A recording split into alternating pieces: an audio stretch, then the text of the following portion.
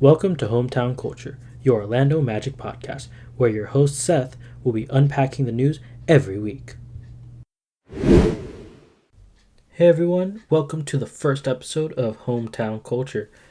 I'm your host Seth, and we will be going over all of these playoffs so far. Oh my goodness, this playoffs has been amazing. Please excuse any paper sounds. I have my notes here, but these playoffs so far have been amazing. We have been with the Orlando Magic through it all, through the very, very slow start to these playoffs. So just give you a rundown of what we're going to go over in this episode. We're going to be going over the Cavs versus Magic playoff series, Game 1 and Game 2, the hopes that we have for Game 3, which as of the recording of this episode, which is Wednesday, on April 24th, we will be going over the hopes for Game 3, the best series so far, Knicks versus Sixers, and then the Pelicans versus Thunder having potential to be a really, really good matchup. They are going to be playing tonight. As I'm recording, they're probably going to be playing or start their game during my recording session, and I'm very much looking forward to watching that game. And we are also going to be going over a brief summary of all of the other playoff series around the league. It is playoffs. Let's get right into it. All right, so first order of business, Cavs versus Magic. Before we get into that, I want to just applaud the Magic for making it to the 5th seed. Regardless of how the season goes, we could get swept. We could do abysmal in Game 3 and 4. I think this season has been a huge success. We have outshined tremendously many expectations. I think most people, when you ask them or when you're talking about the Magic seeding, they're like, we could probably be like a play-in team, 10-9, maybe 8. That's where I was at the beginning of the season. And boy, did the Magic blow my expectations out of the water. 5th seed, 47 wins, I believe, on the season. Crazy time. We were 1 win away from being the 4th seed, actually, I believe, if I have the standings correct. So it is a wonderful thing for us in Orlando, making the playoffs, having actual potential this time. I feel like in 2019 when we made it, in 2020 when we made it, there wasn't much potential for growth past where we were at, kind of like where the Bulls were at like 2 seasons ago. So yeah, I mean, we are locked in. We are going to be hopefully making this a habit, and I'm looking forward to the Magic pushing forward as we go forward here in the next coming years. But all that being said, we need to get into the Cavs versus Magic series, because regardless of how successful the season has been, we're still in the playoffs and we still want to win. So let's talk about how we have not been doing that going into Game 1 straight away. First off, I want to highlight the highlights of this game. Paolo Banchero going for 24.7 rebounds, 5 assists, 9 of 17 from the field, and pretty okay efficiency, I would say. He shot over 50% overall, And Franz, 18.7 rebounds, 3 assists, a steal, and a block. Jonathan Isaac, 3 steals, 3 blocks on the game. Now, those are the highlights. And there are not a lot of... Game 1, there are not a lot of highlights for the Magic. Offensively, Paolo and Franz were doing pretty decent. Franz, I think, was the best offensive player and the best player overall in this game, because Paolo had 9 turnovers, shot 2 of 7 from 3, and shot 4 of 8 from the free throw line. Now, I do not currently... I can pull up the statistics of what Franz 3-point shooting was in this game right now, actually. But the fact that Franz went 2 of 6, so not much better, also went 50% from the line. So both 3-point shooting efficiency is pretty awful, and the free throw shooting was pretty awful as well. And it just did not play in this game. Our defense, I liked our defense in this game. I think Coach Jamal Mosley also mentioned how defense in this game was good. We kept the Cavs under 100 points, albeit by only 3 points. But they're under 100 points. Same thing in game 2, but we're talking about game 1 right now. Kept the Cavs under 100 points, and the Cavs shot poorly themselves. The Cavs did not have a great shooting night either. They shot probably just as poor as we did. I think we both had only 8 3-point shots made in the game, both teams. However, they had a much better overall shooting percentage than us. They had a 44% shooting from the field overall. Out rebounded us 54-40. That is unacceptable. For a team that we have prided ourselves on our length and our size, getting out rebounded by 14 in this for game 1 is really rough. And a lot of people are pointing to like, okay, it's first game jitters. We're not at home, and we've struggled from on the road all season, especially in these last like 2-3 weeks. So it's not like unexpected to struggle in this game, but it was definitely not something that you want to see them struggling as much as they did, especially offensively. It seems like we couldn't get anything going. We shot 32.5% from the field overall. That is the most unacceptable thing to have happen in a playoff setting. It is absolutely unacceptable. 63% from the free throw line is also very much unacceptable. We had almost 10. I believe we had almost 10 more free throw attempts in this game than the Cavs did, and we had almost as many free throws made, and that is unacceptable. The Cavs made 17 for 21, and we made 19 for 30 and 19 for 32 or something like that. It is crazy how poorly we shot the ball in this game on all fronts, and that is the main thing that I point to for losing this game. Yes, we did lose the rebounding battle, but if you can just make a few of your shots, you're in this game and you can potentially take game 1, Donovan Mitchell, he was great. He was great. And Donovan Mitchell, for as much as he's been given the Orlando Magic problems this series, is one of my favorite players in the league. He is such a playoff riser, and he has so much passion for this game, and is a good sportsman, I believe, as well. And so a lot of respect for Donovan Mitchell, and he was cooking us in game 1 for sure. And yeah, I will say to hype on the shooting inefficiencies, which is I'm saying this, the shooting is where we lost this game. The most I've said a lot of these things have been unacceptable. The most unacceptable thing in this game was the fact that we had 4 players off our bench, or one of them was starting. We had 3 players off our bench and 1 starter who played 33 minutes, by the way, Gary Harris. All 3 of them went 0% from the field. Not a single basket was made by any of them. Joe Ingles, Cole Anthony, Gary Harris, and Markelle Fultz all shot 0% from the field. Wendell Carter Jr. shot, I believe, 1 for 3 in this game. I mean, that's all you need to hear. That is all you need to really hear. Because when your bench can't support you at all, like, there's a difference.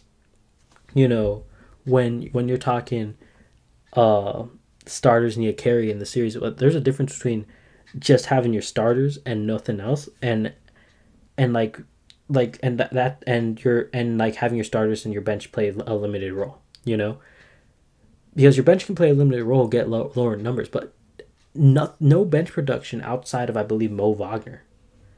Like, Mo Wagner was the best thing that came out of our bench, and I'm honestly surprised that he did not get more playing time. Honestly, I honestly believe that Mo was an instigator in the first half, and I was surprised that Jamal Mosley didn't play him as much in the second half as he did. I think Wendell Carter. That might just be me. It might be statistically wrong, but just an eye test, it didn't seem like Mo was getting the rep that he should have gotten after that first half, and so Mo Wagner, I think, should have been able to play more. I think that would have helped our bench production because he was literally our only bench production in this game. But yeah, like I said, shooting is huge in the playoffs, and when you can't make shots, you're not going to win games. And we've seen this in both these games, but particularly game one was where you lost it, because game two there was other problems, but game one you very much lost it because you couldn't make a shot. And the Cavs and people on Instagram and comment sections, and I'm sure on Twitter as well. I'm not on Twitter, but if I was on Twitter, I'm pretty sure I would have seen this. A lot of fans saying, "Why are the Magic shooting so many threes? Why are the Magic shooting so many threes? Get into the paint, shoot, get drive, start driving, all these things." And I look at these guys, and I'm like, "Are you seeing what the Cavs are doing? The Cavs have a twin towers. The Cavs have Evan Mobley and Jared Allen, two brilliant rim protectors. They're packing the paint, man. The Cavs have the defensive scheme to really outdo us in this series because they have the twin towers." And they are gonna let us shoot, and they are not gonna not let us shoot unless we start making some shots. And that didn't happen in this game one, and so now we put ourselves in a hole that we couldn't escape from. Right, very poor start, and the shooting just never came around, So yeah, I mean that's basically the story of game one. Cavs played some pretty great offense. I think overcommitments from the centers onto the drivers is what caused a lot of what's the word? A lot of passes from the guards making some plays for the centers down low off of drives. I think the overcommitment from our guys in the paint allowed for those handoffs to happen, those dishes to happen, and we paid for it. We paid for it big time. I think that going into game two, we needed to have a better defensive plan against those drives, and we needed to have a better. We needed to just come with a better confidence about our shot making, and I think that's what we needed, and we also need to take care of the ball more. 9 turnovers from Paolo Banchero was not acceptable in this game. He's a better playmaker than that, and you expect more from him. Honestly do. And the turnover disparity, while it was not large, we had five less turnovers than the Cleveland Cavaliers. So we were honestly on top with the turnovers, but taking care of the ball is huge, and 9 turnovers from our star players not a good sign. Moving on to game 2, we have a offensive rebounding struggle. Not on our end, not us getting offensive rebounds, but preventing offensive rebounds. Go over some of the highlights before we get into all that. 21 points from Paolo, 3 rebounds, 3 assists, 2 steals, and a block.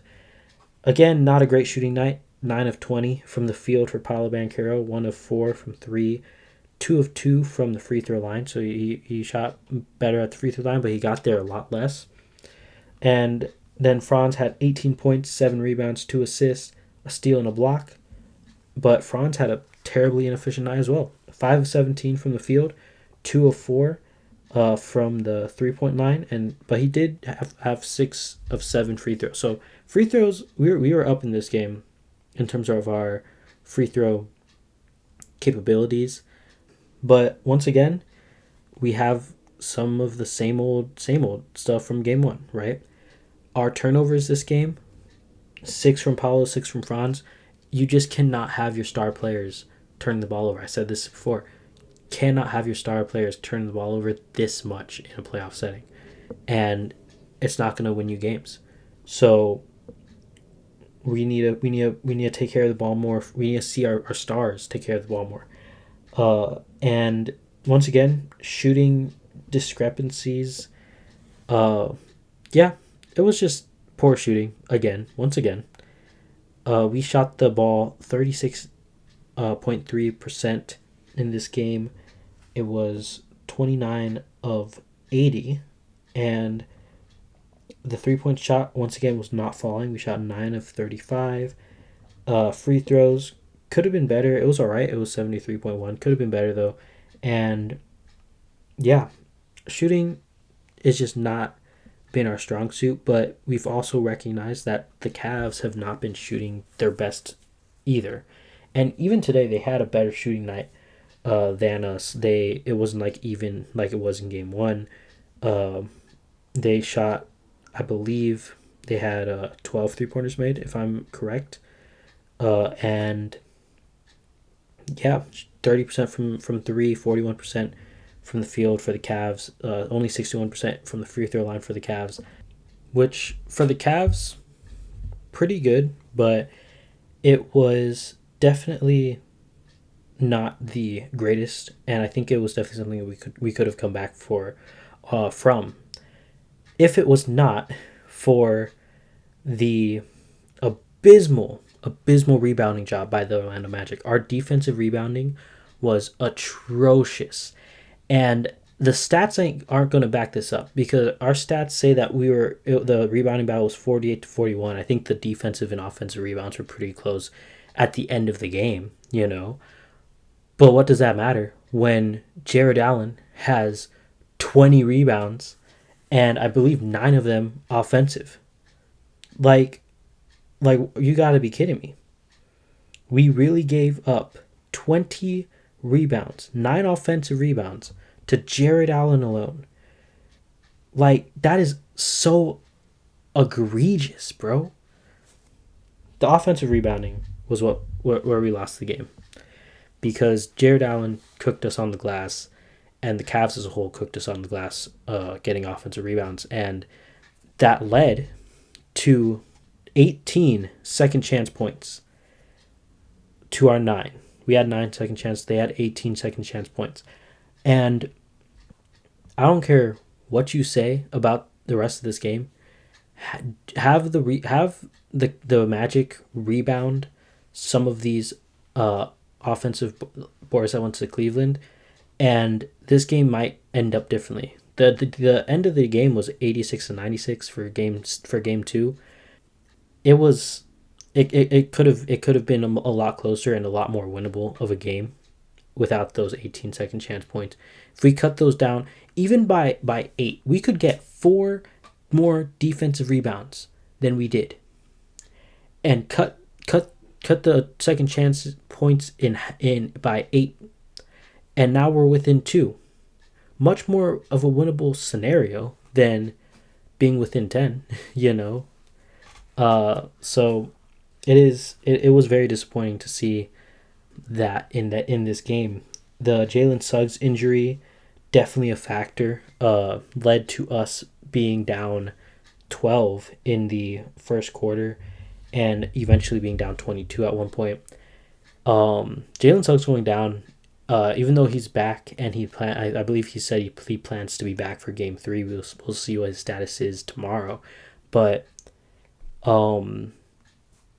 yeah, Jalen Suggs' injury really took the gas out of the Magic, I think, and really led to that huge deficit in the first quarter, which once you go down in that first quarter, it is very difficult to pull yourself back up, especially if you're not good at shooting, which the Magic are not, and you just can't dig yourself into that deep of a hole. There's a saying in basketball, you can't win the game in the first half, but you can definitely lose it. And the Magic have lost both these games in the first half, really in the first quarter, going down big in the first quarter and never really being able to recover from that. And that's evident in the fact that there's only been one tie in this series and the Magic have never led. So, yeah. Some other big things I want to touch on. Cole Anthony and Wendell must be better. Cole Anthony shot 0% from the field again. And his decision making, man. Cole Anthony, I think by a lot of people is viewed as this microwave type player.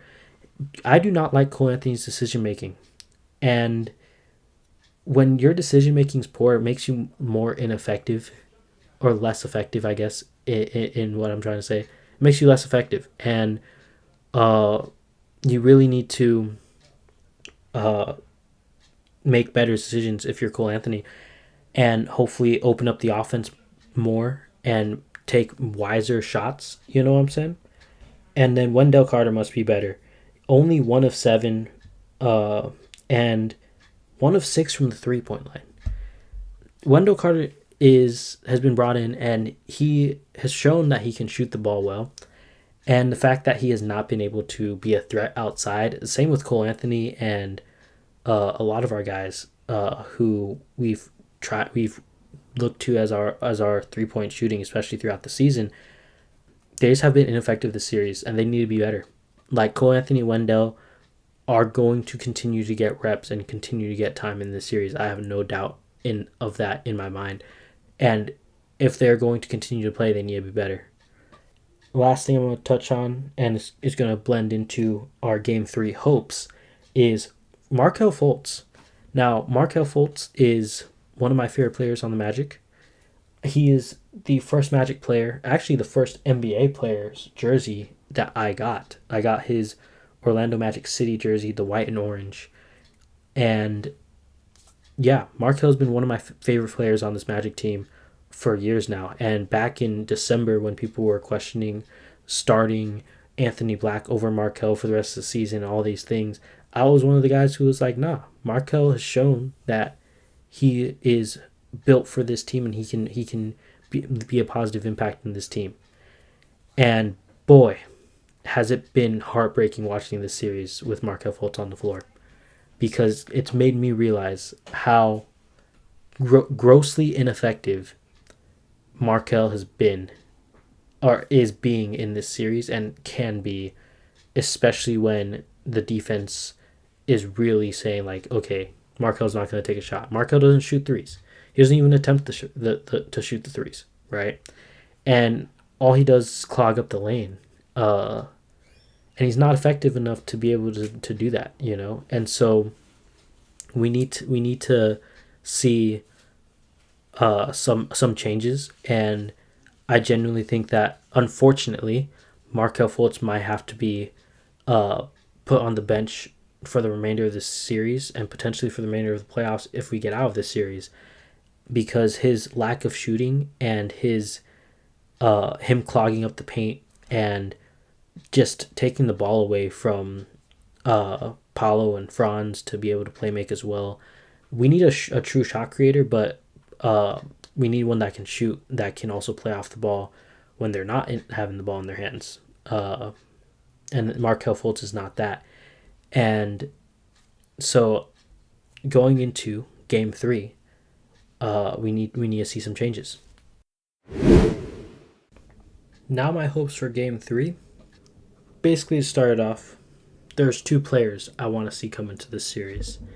And those two players go by the names of Caleb Houston and Goga Bitadze. So, first off, Caleb Houston. If Markelle Fultz is going to continue to be ineffective, Caleb Houston needs to come into these games.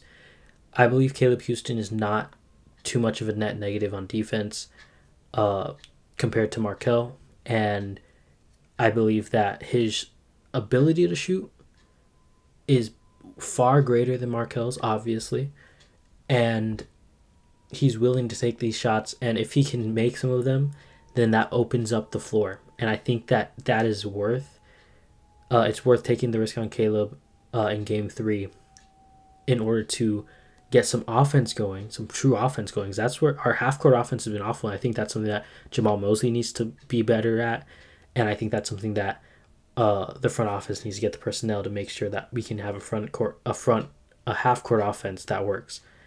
But for right now, I think that we need to get Caleb Houston in these games.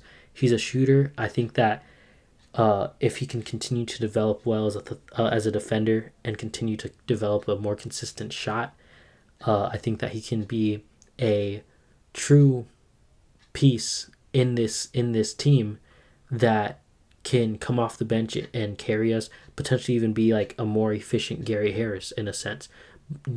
Gary Harris, highlight of Game 2, he had a good game, proved to fans why he's still in the starting lineup, you know, beyond just his defense, because his defense has been impeccable, and he was shooting the ball pretty decently, all things considered, in Game 2.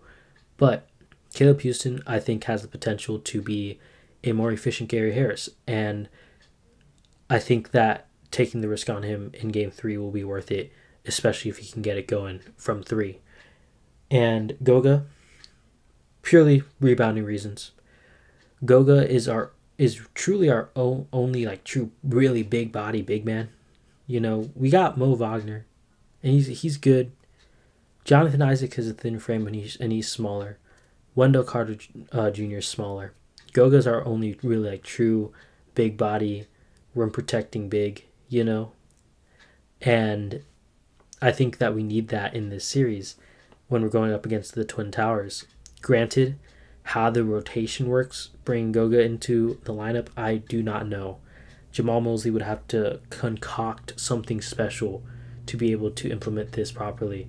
But man, would it be important? It would be really, really great and impeccable if Goga could come in and be effective, because we need his rebounding, and honestly, we could use some of that rim protection too. So I hope that Goga can get some burn in Game 3. If not, we need our bigs to be more effective. We need Jonathan Isaac needs to be more effective, and I point to Jonathan Isaac and Mo Wagner primarily because I think they're the two guys. And Wendell, if he can shoot the ball more effectively, he'll be there, But right now, we really need to see our bigs be more effective. And if not, I think that if they're not more effective, if they continue to come up short, and if we're going to halftime looking at our front court like, man, what are we doing? I think it's time to bring in Goga. What am I talking about? Bring in Goga Pataze. Talked about the rebounding. Defense has been pretty good. We need to make sure that we're locked in on the defensive end throughout this entire Game 3. Need to make shots. Need to make shots. That's why I brought up Caleb Houston. Gary Harris needs to be efficient. Cole Anthony needs to start making shots. Cole Anthony needs to shoot the ball and make it like he has been, and he's shown to be able to. Joe Ingles needs to be able to make some shots, and we can be in it. Like I said, Wendell needs to be able to make some shots. We can be in it if we can make some shots, and it doesn't even have to be a huge amount of shots. It doesn't have to be shots throughout the entire game consistently. I'm talking about small portions throughout the game where we have a good two to three threes back to back. That can open up the defense a little bit so we can get a little bit of a run going. A big difference happens in these small runs throughout these games, and I think that if you can get the ball in the hole from distance a couple times, maybe a couple drives, maybe get to the line, get your rhythm going, get a rhythm going. But your rhythm dies when you miss those threes. Your rhythm dies when you miss some of those key shots. So I'm not saying the Magic have to all of a sudden become a 40% 3-point shooting team, but make these shots, make the shots that are meaningful count, and maybe bring that abysmal, 20%, 25% up to like a 30 to 35%. That's all I'm asking, and make some key threes, and that'll propel us for sure. And hopefully we'll see with home court advantage, because our home court crowd is nasty, and we have one of the best home court records in the league. So I'm expecting a win in Game 3. It is basically win or go home Game 3. So yeah, but expecting a win Game 3, and I mean, hopefully we can take it.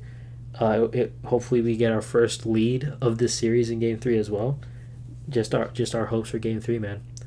So yeah, up next we're gonna be talking about the best series in the playoffs thus far in the Knicks versus Sixers. All right, the Knicks versus Sixers is by far the best series in the playoffs so far. Oh my goodness, where do I even start? The craziness of both these games, man. I'm going to start with Game 1 because that's where all series starts. Back and forth throughout. Joel Embiid goes down. Doesn't look like he's going to come back. And then, I believe it was in the third quarter, he comes back just like Jalen Suggs. Jalen Suggs come back. Oh my goodness. Wonderful moment in Game 2. But Joel Embiid, he looked down. His movement has been really, really bad in this series. But he's been toughening it out. You gotta give the man his respect, man, because this guy is a guy who loves the game and cares about winning and cares about uh, getting his team far, and he's putting his body on the line. We crack jokes. We crack jokes at injury-prone players all the time. We dismiss their because of their injuries, but you gotta respect Joel Embiid for playing through all of this pain that he must be going through each and every minute, each and every second of these games, because that it looks painful. It looks painful to be Joel Embiid right now, and yeah, Joel Embiid aggravates the injury in his knee, re-injures his knee, whatever you want to call it, and Jalen Brunson doesn't take advantage. Jalen Brunson has been pretty rough this series, and the Sixers were able to hang on in Game 1 through the efforts of Kyle Lowry and Tyrese Maxey. And yeah, it was just a great game in Game 1. I tuned in. It was after the Magic game. I don't think it was the one directly after. I'm pretty sure it was like later that night. But it was great. It was a great watch. And the ending of that game was really, really tight. Josh Hart dagger 3, and at that point, if you're the Sixers, you're looking at it like, okay, Josh Hart beat us, and we were this close on the road with Joel Embiid out for like a good portion of this game. We got confidence we can come back and steal Game 2, and that confidence, oh my goodness, I am shocked at the resilience that the Sixers have right now, and shocked at the confidence that people have in the Sixers right now to even the series up, because I would be like shaken so bad. I'd be trembling in my boots after I lost Game 2, because Game 2, Joel Embiid, Tyrese Maxey, they come in and they are able to lead the Sixers to I believe it was a 5-point lead, right? 5-point lead, and all of a sudden you get a 6-point swing in the last like 40 seconds of the game? Excuse me? 2-minute report came out. Maxey got fouled twice, and Nick Nurse was not able to get a timeout that he requested. All that aside, you play how it was. Refs let him play regardless if Maxey got fouled. It wasn't called. Regardless if the timeout was warranted, it wasn't called. And the Knicks get the steal after Tyrese Maxey falls from an inbound pass. And then you see Jalen Brunson, the man himself, the guy who is arguably first-team All-NBA, definitely second-team All-NBA, hits a dagger 3 after struggling for the majority of this game. Clutch 3, not dagger, clutch 3. And you see... Oh no, my bad. I don't know what I'm doing. I'm getting my timeline mixed up. Jalen Brunson hits a clutch 3. Cuts the lead down to 2. Maxey turnover. All that good stuff. DiVincenzo shoots a 3.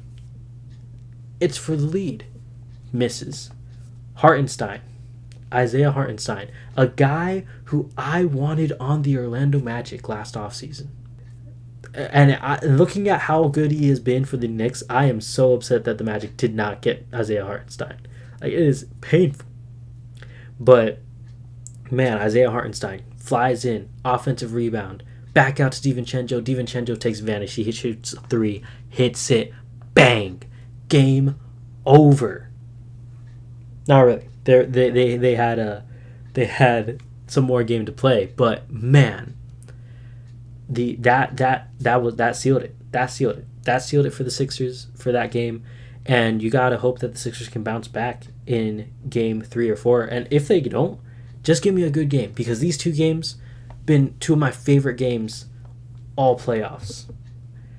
And the only thing that I can say against this game is the potential for another game another series on the rise. They're playing tonight, and that series is the Thunder versus the Pelicans. All right, so for the Thunder versus the Pelicans, we were able to see one of the closest games, I think, this playoffs. And excuse my note flipping. I was switching through my notes because I realized I was on the wrong page. So beginner podcasting mistakes. We learn. We gonna get better at it. Don't worry. Don't you worry. Pelicans versus Thunder, close game throughout. OKC, a lot of fast break points, way more than the Pelicans had. I don't remember the exact number. I think it was like 20-7 or something like that. It was an insane game, and I mean honestly, the fast break deficit, like the fast break disparity, didn't really even matter. You had 20 lead changes in this one, 13 ties, and late in the fourth quarter, Pelicans come storming back. OKC, 5-minute drought in the fourth quarter, right? Pelicans miss a shot.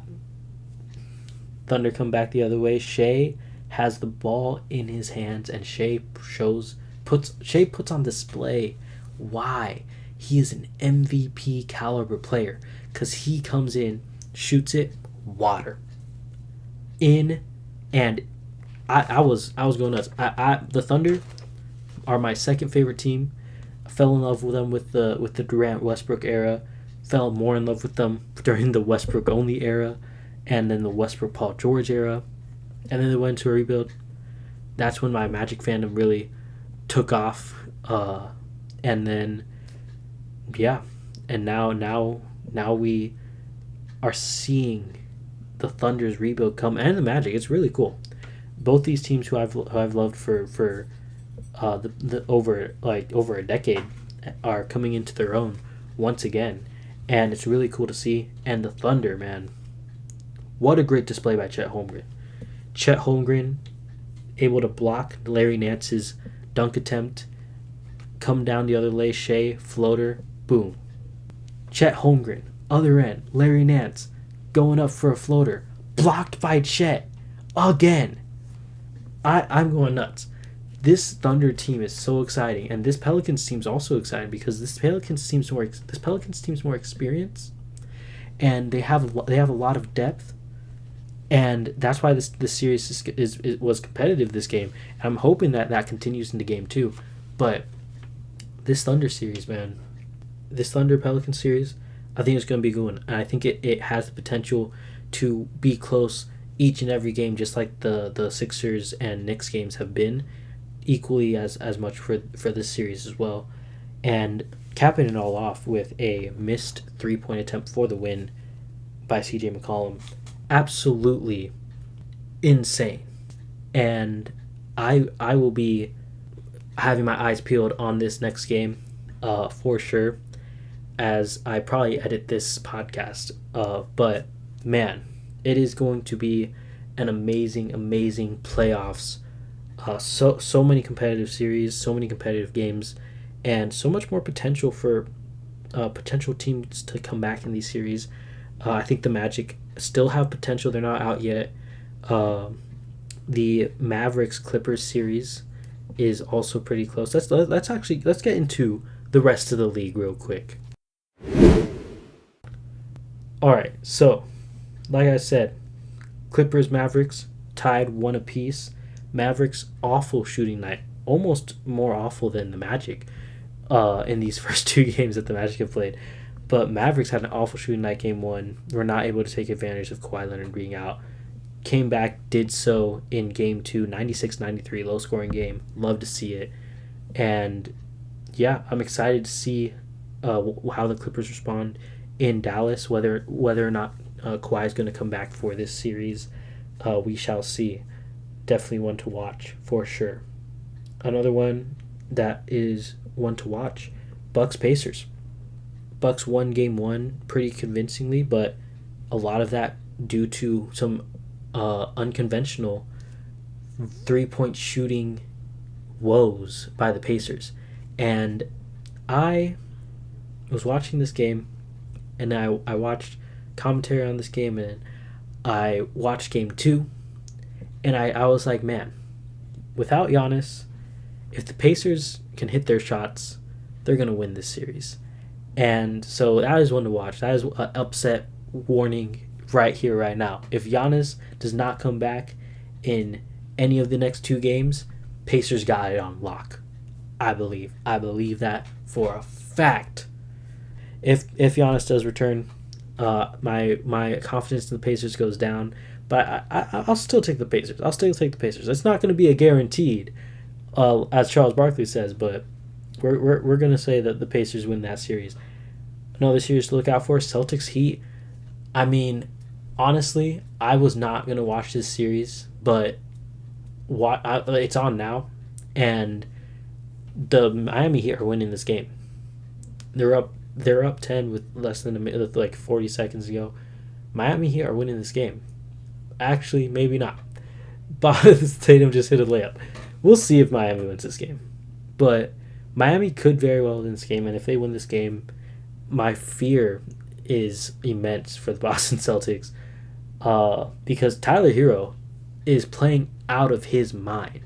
Tyler Hero has been playing like he is Jimmy Butler and is carrying this Heat team. So we will see what transpires with that. Still, don't have too much confidence in the Heat, but it does get you kind of worried when the Celtics are struggling against the Heat like this in Game 2. You'd think it would be like Game 3, but nah. Game 2, still at home, and you're struggling to beat the Heat like this. You might lose to the Heat like this. I don't know. That's one to look out for sure. And then, of course, you have the Timberwolves, Suns, Nuggets, Lakers series. I'm going to say it here, and I think everyone has the same opinion. Lakers, Nuggets is over. Nuggets are going to win that series. It might end in a sweep. Lakers might get one, but it's over. Unless the Lakers tie it up, which I doubt is going to ever happen, it's over. Like, the Lakers have not beat the Nuggets since December of 2022? Maybe 2021? I don't even remember. They've lost to the Nuggets 10 straight times. D'Angelo Russell was hitting shots, and y'all still blew a 20-point lead? Are you kidding me? Lakers are done. And we're moving on. Suns, Timberwolves. Suns are in a lot of trouble because who's the Timberwolves coach out there? Chris Finch. Chris Finch is going off. Rudy Gobert has proven to everyone why he's the DPOY, and Anthony Edwards and Karl Anthony Towns are proven why they are. Especially Anthony Edwards, I would say, is proven why he's a superstar. And Nickeil Alexander-Walker. Like, who knew? Probably a lot of people knew, but who knew Nickeil Alexander-Walker was going to come into this series and torch it like he's been doing. 25 points in Game 2. Oh my goodness. Some nasty work from Nickeil Alexander-Walker. Love to see it. But anyways, that is all of the playoff series going on right now. We're not talking about no lottery teams till the NBA draft lottery happens. So if you want to listen to that, to me talk about some of the bad teams, we'll have to wait a few more weeks. But yeah, that is all of the NBA playoffs so far in week 1. Thank you so much, guys, for listening to this entire podcast. I appreciate you guys for sticking with me. Please let me know if you guys have any suggestions to how to make this podcast better, how I can serve you guys better. And yeah, I hope you guys have a blessed day, and God loves you. Amen.